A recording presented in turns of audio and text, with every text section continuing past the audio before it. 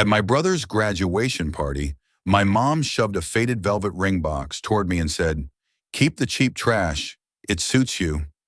My sister laughed before I even touched it. I took it to a jeweler the next morning. He opened it once, then looked up and asked, "Who gave you this?" Before today's story kicks off, I just want to ask one small favor. If this channel has given you something to watch on a slow day, please consider subscribing.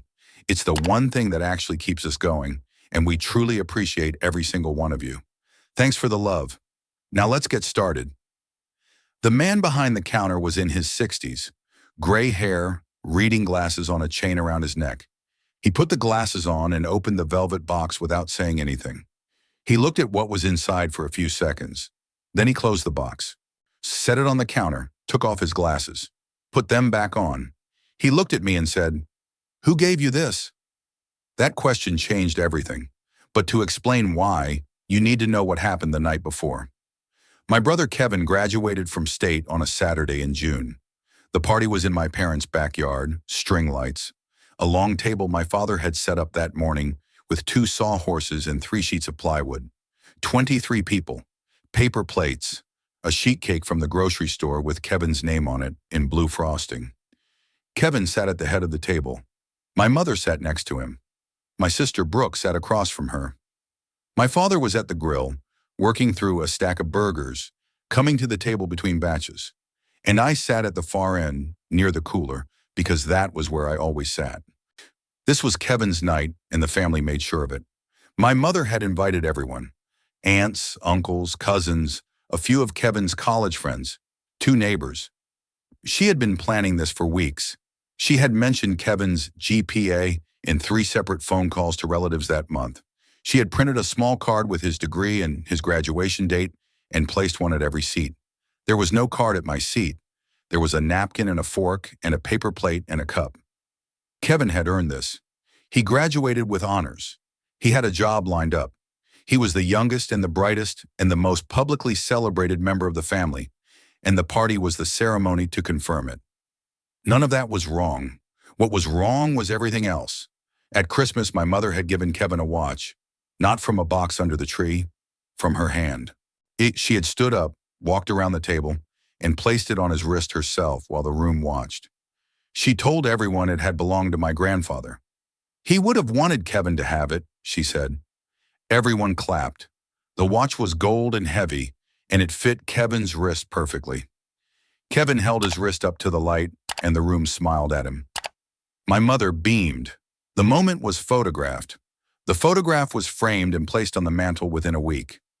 My Christmas gift that year was a gas station gift card in an envelope with my name misspelled. The N in Nathan had been written as an M. Nobody corrected it. Nobody noticed. 3 years ago, there was another graduation. Mine.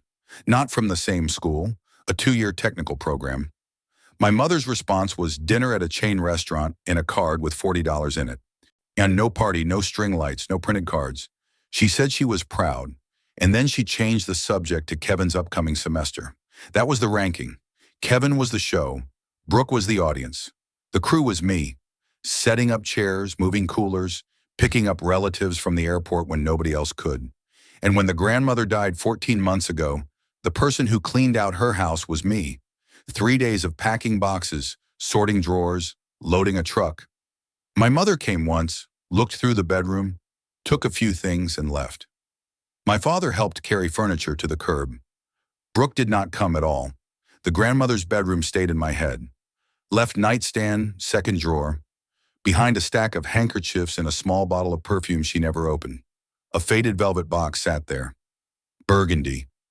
The clasp didn't click anymore. The hinges were soft from decades of opening and closing. While packing that drawer, my hands held the box for a few seconds. The box stayed closed. Everything went into a labeled bin, and the work moved on. The box ended up with my mother. Not because the grandmother left it to her, because my mother was the first person to go through the bins. She went through them the week after the funeral, before anyone else had a chance, and she kept what she wanted.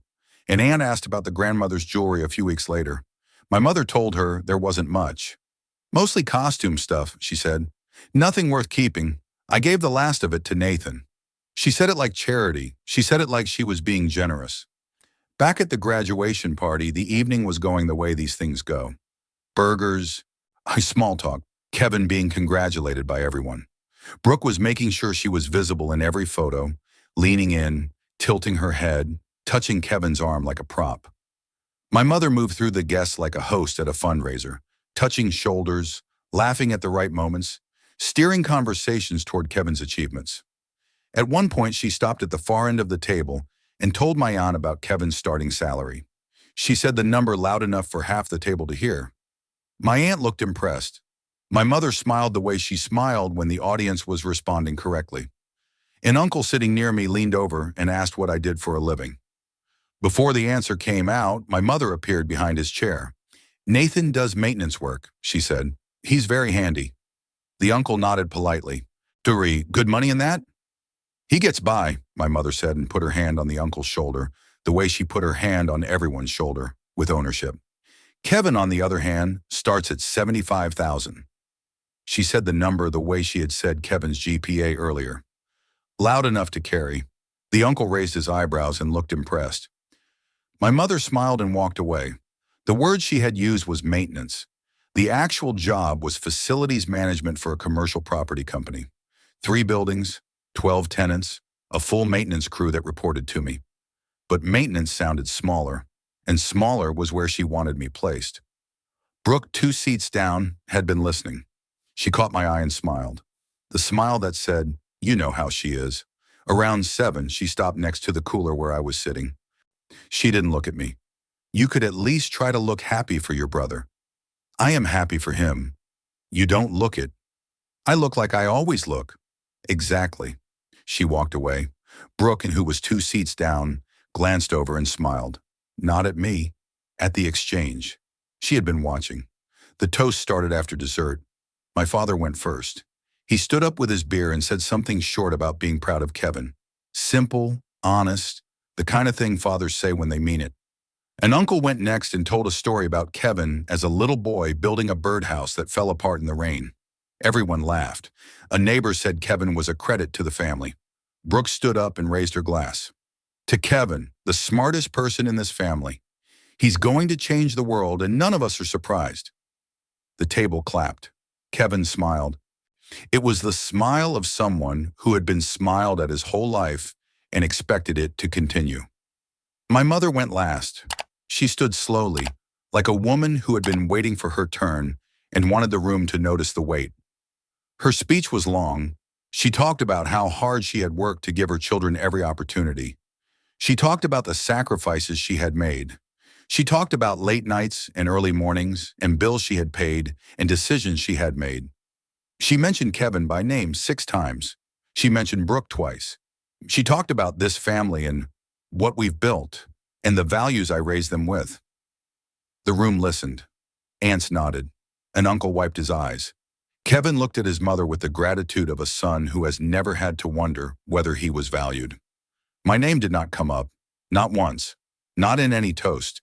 It was 23 people at the table, and the closest anyone came to mentioning me was my uncle's question about my job, which my mother had answered for me with the word maintenance. Then something happened that I did not expect. My mother reached under her chair. She pulled out a small, faded velvet box. Burgundy, soft hinges. No clasp click. She held it up for a second, looked at it the way someone looks at a thing they're about to get rid of, then slid it down the table toward me. The box traveled the length of the table, past the aunt's elbow, past an uncle's beer glass, past a plate of uneaten potato salad. It came to a stop against the edge of my plate with a small sound, the sound of velvet on paper, barely audible under the string lights. "Keep the cheap trash. It suits you." Brooke laughed, fast, sharp, ready, as if she had been waiting for the line, as if the 2 of them had been sitting on this moment for hours. Kevin looked at his phone. Nobody else said a word. 23 people at the table, the string lights buzzing faintly above, a June bug hitting the porch screen, my mother's smile, the performance smile, holding steady as she turned back to the table and said something to an aunt that the far end could not hear. The aunt laughed politely. 2 cousins near the middle of the table exchanged a glance. One of them put down his fork. A neighbor looked at her husband. The husband looked at his beer. The moment held for about 5 seconds. Then the conversation started again. The way conversations start again after something uncomfortable, with a small cough and a question about somebody's car. The box sat against my plate. My eyes went to it. The velvet was faded, the corners were soft. This box was from the second drawer of my grandmother's nightstand. These hands had held it 14 months ago while packing her bedroom into bins. My mother had taken it from those bins. She had kept it in her house for over a year, and tonight she had brought it to a graduation party and shoved it down a table. The box went into my jacket pocket, not opened, not examined, just moved somewhere my mother could not see it anymore. That was the first move, not the reaction she expected, not the confusion or the hurt or the stumbling thank you. Just a hand, a pocket, and a recognition that this box should not have been in her possession in the first place. The rest of the party lasted about an hour. Chairs needed stacking, string lights needed taking down. The cooler went to the garage. My mother did not speak to me again. Brooke did not speak to me again. Kevin said, "Thanks, man," on the way out, without looking up from his phone. My father shook my hand at the door and said, "Drive safe." The drive home was 20 minutes. The box pressed against my chest through the jacket. At home, the box went on the kitchen counter. A minute standing there, looking at it. The velvet was faded in a specific way. Not from neglect, from use. Someone had opened and closed this box many times over many years. The clasp was loose not from damage but from repetition. My grandmother had handled this box the way you handle something you check on, something you visit inside your own nightstand when nobody is watching. Whatever was inside this box, it was not something she had forgotten about. It was something she had kept close on purpose. The box stayed on the counter. Sleep came, but not easily. The grandmother's bedroom kept coming back. The drawers, the bins, the labeled boxes. The week after the funeral, when my mother went through everything before anyone else had a chance, the specific speed with which certain items disappeared from the bins and into her car. Something about that speed had bothered me at the time. At the time, there was no reason to say anything. She was the mother. She was handling the estate. She was the gatekeeper. But gatekeepers are only trustworthy if they check what they're keeping. Then bed. At 7:14 the next morning, the phone buzzed. A text from Brooke, a laughing emoji and 4 words. "Nice gift, Mom, LOL." The text sat on the screen for about 10 seconds. Then the phone went face down on the counter. The box was still there, next to the coffee maker, where it had been since last night. The velvet was faded. The corners were soft. This box had been opened and closed hundreds of times over decades. A grandmother had kept it in her nightstand for as long as anyone could remember. She had not kept it there because it was worthless. The box went into a jacket pocket, shoes on, keys, out the door. The jewelry district downtown was 3 blocks of small shops between a dry cleaner and a parking garage. Most of them opened at 9. The first one with its lights on had a man behind the counter eating a sandwich. This was the man from the beginning. The man in his 60s, the glasses on the chain. The box went on the counter. "Can you tell me what this is?" He put down the sandwich. He opened the box. The ring inside was gold. Not gold-colored, gold. The kind you can tell by weight and by the way light sits on the surface instead of bouncing off. A single stone set in a band that had a slight warmth to it, the warmth that comes from metal handled carefully for a long time. The setting was old. Not old like forgotten. Old like kept. He picked up the ring, held it under a desk lamp, turned it once between his thumb and his forefinger. He reached for a loop and pressed it to his eye. The stone held his attention for about 10 seconds. He moved the ring slightly, checking the light from different angles. He set the loop down. He set the ring on a small black cloth on the counter. His sandwich was getting cold. He did not look at it. "Where did you get this?" "My mother gave it to me at a party. She called it cheap trash." He looked at me. He looked at the ring. He picked it up again. This time he turned it slowly, and his eyes moved to the inside of the band. He stopped. He brought the ring closer to the lamp, held it at an angle. His lips moved slightly like he was reading to himself. Then he looked up. "There's an engraving on the inside of this band." "What does it say?" He turned the ring so the inside was facing me. On the inside of the gold band, in small, clean letters, was my name, Nathan, engraved by a jeweler, deliberately, professionally. The letters were not scratched in, they were cut. Someone had paid for this work. My grandmother had my name put inside this ring before she died. My hands went still on the counter. My throat tightened. For about 3 seconds, nothing moved. Then the jeweler set the ring down on the black cloth and said, "This ring is not cheap, and it was not trash. Someone wanted you to have this very much." He told me what the ring was worth. The number landed hard. The number made the cheap trash line echo in a way that felt like a different language. The ring went back into my hand. The name on the inside of the band looked up at me. My grandmother's decision, her last act of choosing me, done quietly, at a jeweler's shop, while she was still alive. She didn't tell anyone. She just had it done. And my mother, the woman who controlled the estate, who went through the bins first, who decided what was valuable and what was not, who told the aunt it was mostly costume stuff, had held this ring in her hands and not once looked inside. The drive home was quiet. And the ring sat on the kitchen table. The appraisal sat next to it. The name was inside the band. Most of that day passed at the kitchen table. The appraisal number sat on a small piece of paper the jeweler had written with a blue pen. The number was specific, not round, not estimated. Specific the way numbers are when a professional has been doing this for 40 years and doesn't guess. The number was more than the graduation party cost, more than the Christmas watch, more than my mother's car payment for a year. The number turned the cheap trash line into the most expensive sentence she had ever spoken. But the number was not the point. The name was the point. A grandmother who had walked into a jewelry shop while she was still healthy, while she was still making her own decisions, Argonan asked a stranger to engrave her grandson's name inside a gold band. She had done this without telling anyone, without announcing it at a dinner, without placing it on anyone's wrist while the room clapped. She had done it quietly because the act was not for the family. It was for me. By evening, a decision had been made. My father picked up on the second ring.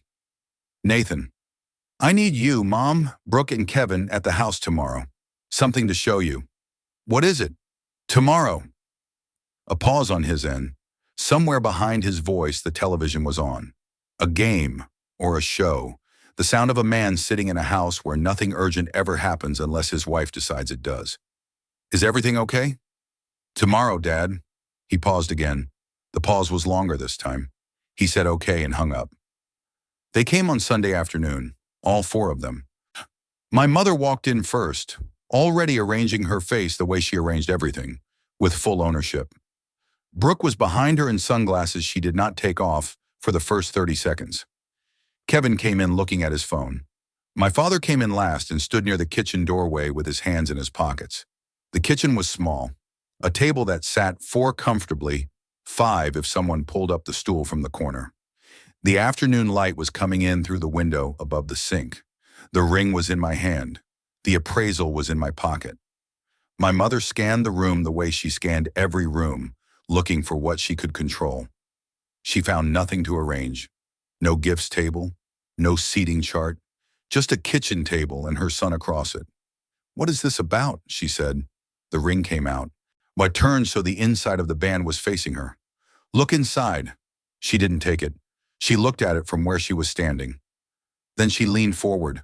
Her eyes moved to the inside of the band. She read what was there. Her face changed. Brooke leaned in. She read the engraving. She straightened up and looked at our mother.